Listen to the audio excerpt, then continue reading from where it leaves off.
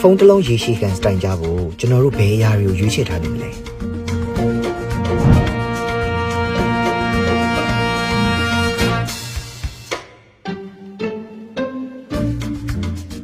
privacy လား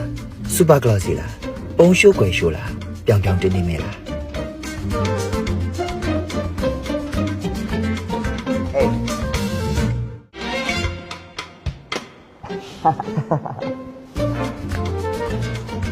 ဘလို့ချင်းနေမျိုးပါပဲဖြစ်ဖြစ်ကျွန်တော်တို့နှစ်ယောက်ရဲ့ရွေးချယ်မှုဒါမှန်ကန်နေမယ်ဆိုရင်နော်